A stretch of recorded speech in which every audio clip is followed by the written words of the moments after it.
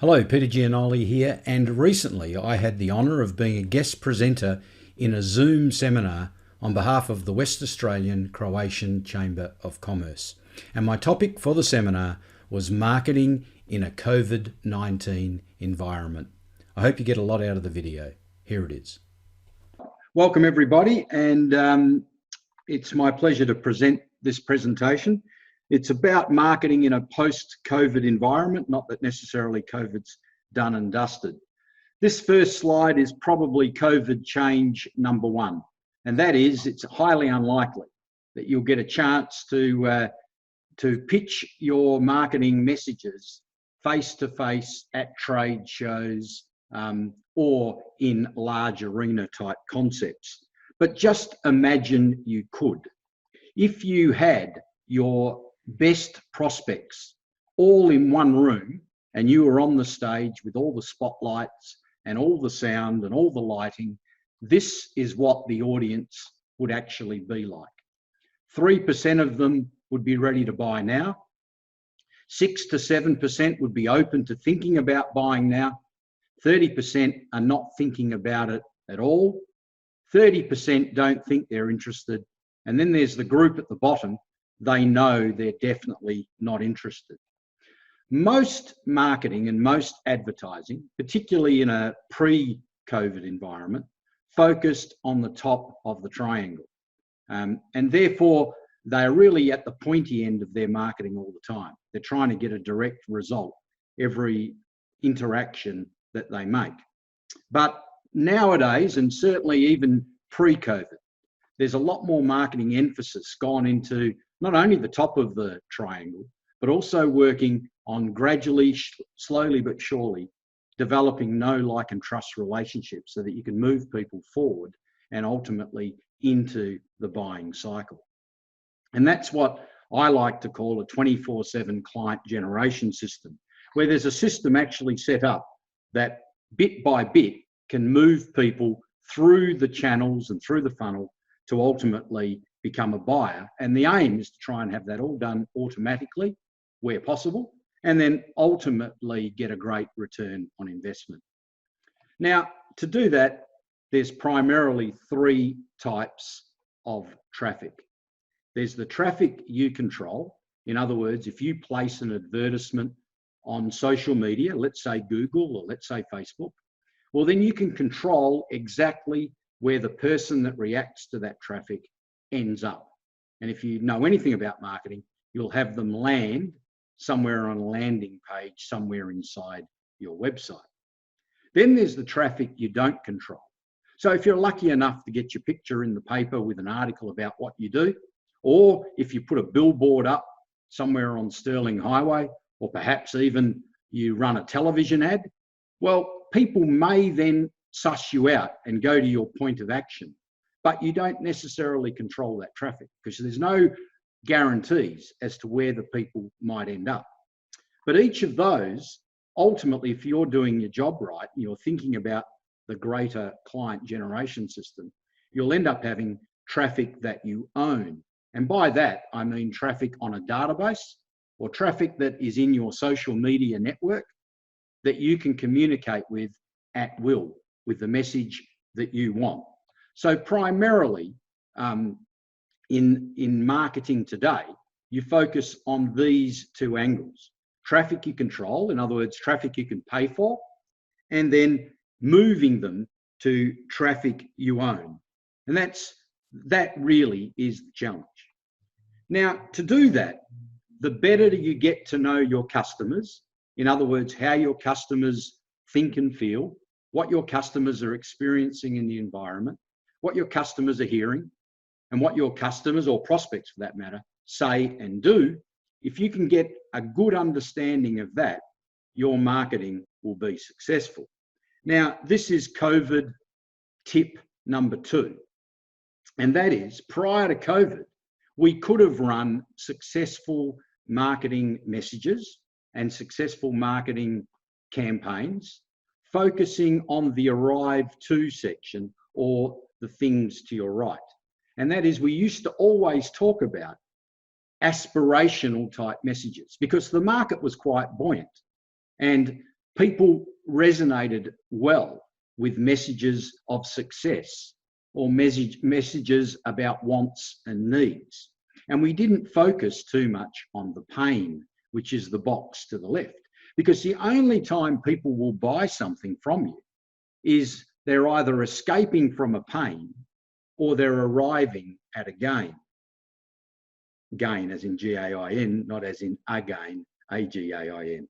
So it's either to the left or it's to the right. And as I said, pre-COVID, we focused on the right box. Now, our marketing messages for greater success and for greater cut through needs to focus more on the pain side of the equation, because that's honestly where people are thinking. Now, what do I mean by that? Let's look at an example. This is something that I was marketing pre-COVID, and it was the 24/7 client generation system. And my message was, is your website still growing your business whilst you are sleeping or sunning yourself on vacation? Okay, that's a very much a gain style message, because I'm saying growing your business, and I'm saying sleeping, or I'm saying sunning yourself on vacation. Very aspirational. And those ads were doing really, really well. Right now, my ads are saying, is your website earning its keep and generating new profitable clients for you every day?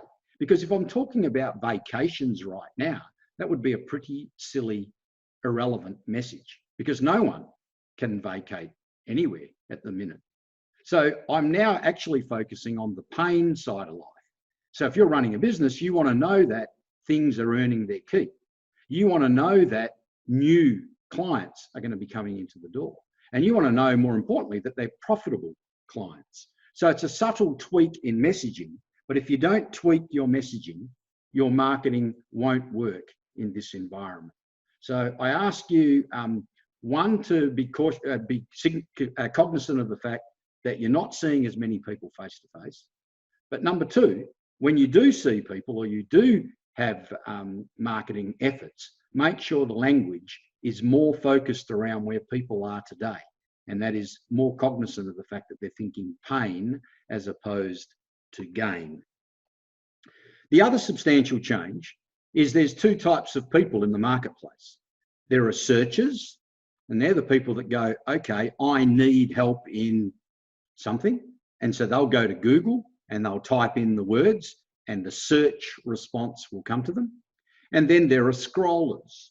Scrollers are people who are flipping through social media, whether it be Instagram, Facebook, LinkedIn, whatever the case may be, and they get pattern interrupted by a message. And if that message pattern interrupts them correctly, they'll stop, consider it, and then act upon it. Well, the big change with COVID is that searches are still there, but the quantity of them isn't as much. But the scrollers are dramatically there because by and large, people have had a lot more time. So there's a lot more people interacting on the scrolling type mechanisms of social media. And the other thing about it is that the amount of people advertising has dramatically decreased. To give you an example, Facebook have indicated that in the next quarter, their revenue, their advertising revenue, will be down $41 billion. And the translation of that is, I have clients who pre-COVID were paying around $5 to get a lead out of Facebook, and they're now getting the same lead out of Facebook for 80 cents because it's not as competitive on the marketplace. So if you get your message right and you've got your mix right between Google and Facebook, you can get ads working for you and getting your return on investment very, very easily at the moment. And of course, once we get them in, the idea is you have traffic, you offer some sort of bait, you get them onto your marketing platform or into your sales funnel, and then bit by bit, you move them through your funnel until they make you money. Now, that's where most people stop and think that their marketing has done the job. But of course, in a COVID environment, every dollar counts. And so just being a normal marketer isn't going to do it for you. What you need to actually become is what I like to call a black belt marketer. And now, what's a black belt marketer? Well, a black belt marketer who thinks about marketing, but thinks about breaking even and thinks about acquisition right from the very beginning. So what do I mean by that? Well, what you need to do in this environment, I mean, you should really do it in every environment, but particularly now where every dollar counts, you need to be looking at your offerings. Now, an offer generally goes up in price as you offer more and more value to a client.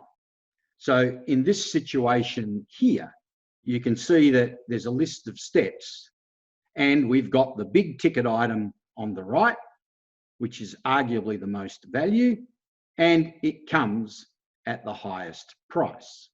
Now, just because it's done in a series of steps, it doesn't mean that a client has to come into your funnel at the bottom left and go up one step, then two steps, then three steps, then four. That doesn't have to be the case, but that is a good way to be thinking about it as you put your product offerings into play and into place.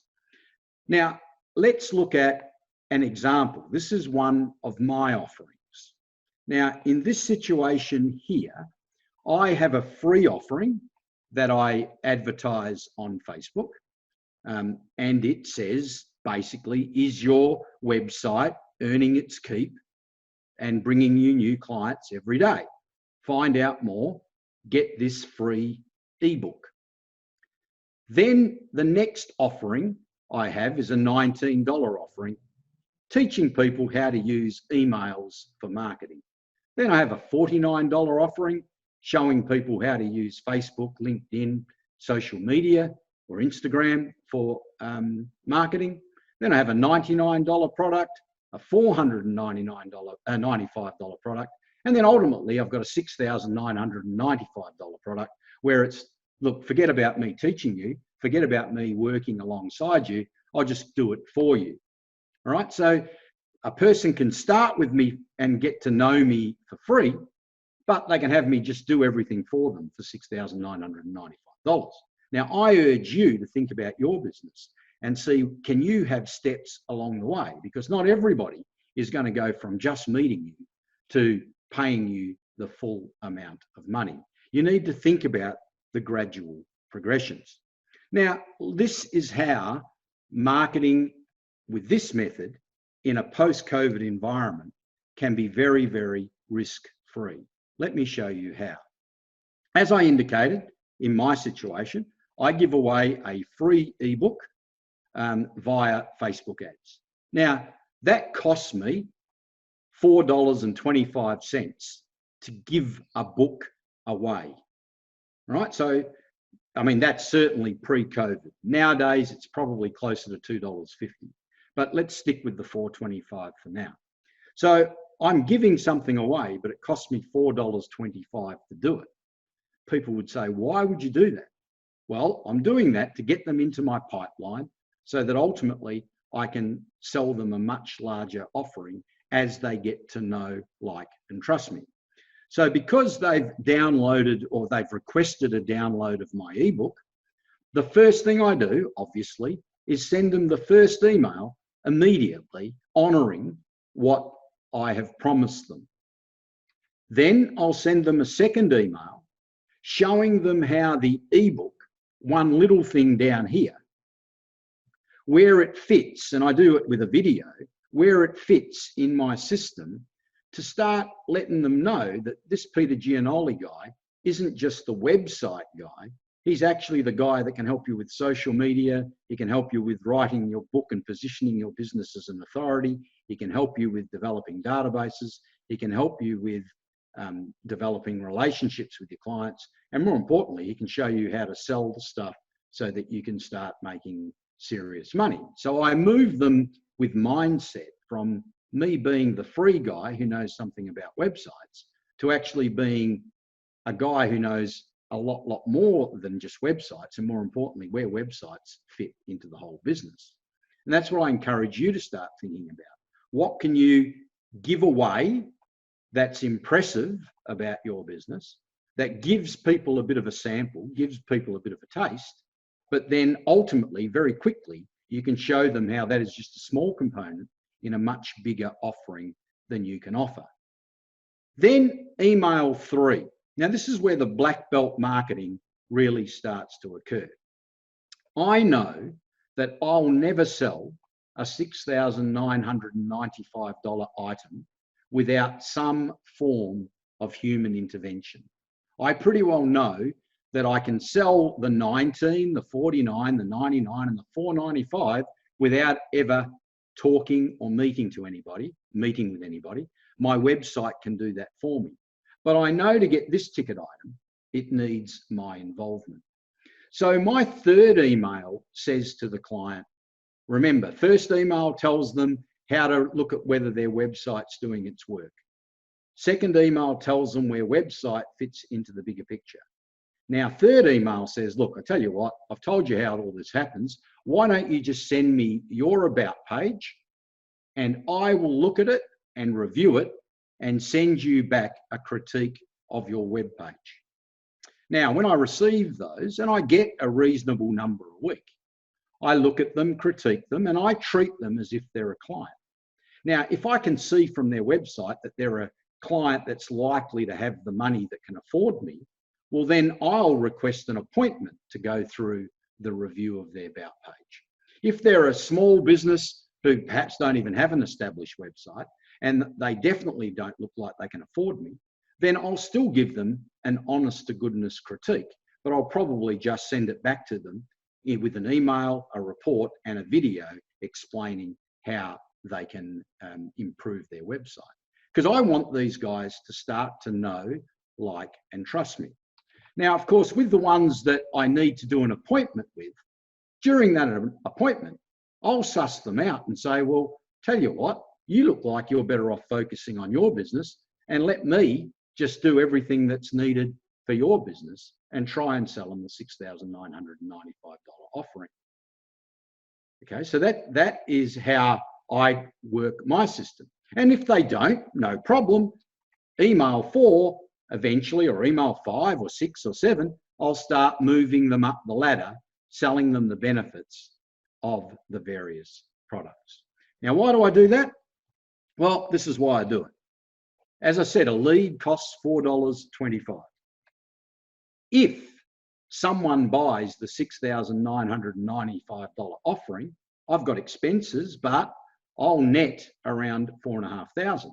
That means just one of those people has basically covered 6 months worth of my marketing, and I could get another 1,058 leads before I'm in debt, right? So that gives me a huge break even. Number 2, well, if they don't buy that, but I sell them the $19 prospect, that covers 4 leads. And I've priced the $19 appropriately because I know it takes about 1 in every 4 people to ultimately buy it.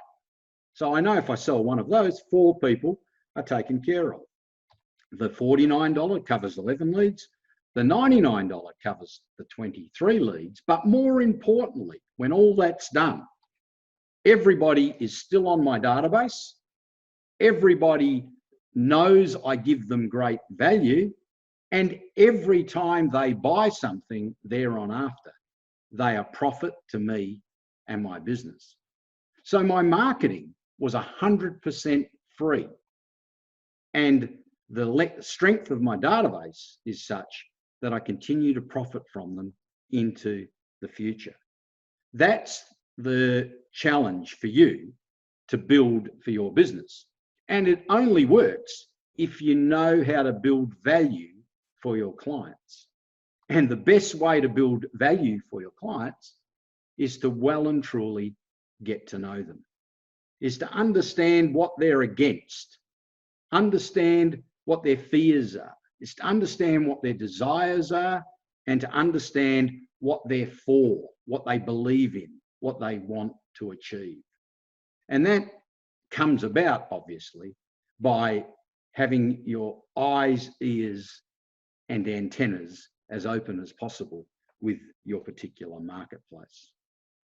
So how do you find out more? Well, I suggest you go to the website or go to either Spotify or iTunes, because I publish this podcast twice a week. It comes out Mondays, comes out Thursdays. If you would like to look at more of my resources, well, then it's the website, petergianoli.com. And of course, to hell with it, you just want me to do it for you, well, just send me an email, peter@dmanagement.com.au. You have to get the host off. Great. Yes. So one of the questions that came up, you talked about getting the message right. Yep. What's some of the tips or tricks to get that message right? Obviously, the best thing to do is to give you a call and ask someone to help them get through that. But any points on getting that message right? Because that's always... Yeah, absolutely. There's lots of ways. Best thing to do is to participate where possible in forums. Have a look at what your marketplace is, whatever you're offering. So right at the moment, for example, a client of mine is a recruitment agency. So I've just been getting onto Facebook, looking at the Facebook forums that exist, and there's quite a lot. And you just see the questions that other recruiters or hirers are asking, and you see how people are answering their questions and the like. That's one of the first steps of how you can acquire a message that's likely to work. The second thing to do is to actually just invest a small amount of money. So you can advertise on Facebook for $3, $5, $7, $8 a day. And you can test one message versus another message very, very quickly. And as long as you've put your mechanics in place, you can rapidly see which message is resonating and which isn't. In fact, on something like Facebook, you can do a test and Facebook itself will conduct the test for you and start realizing which of the messages are resonating the quickest. So that's arguably the best way. And then, of course, the third way is to swipe, is to have a look at what other people are doing. And if it stops you, then there's a chance it's stopping others. And just because it's a message on plumbing, it doesn't mean you can't use some of the techniques on a plumbing message to use for maybe a beautician message. It may sound odd, but you can actually do it. So what stopped you in the beginning? If it stopped you, there's a chance it could stop some others, and then adapt that message accordingly.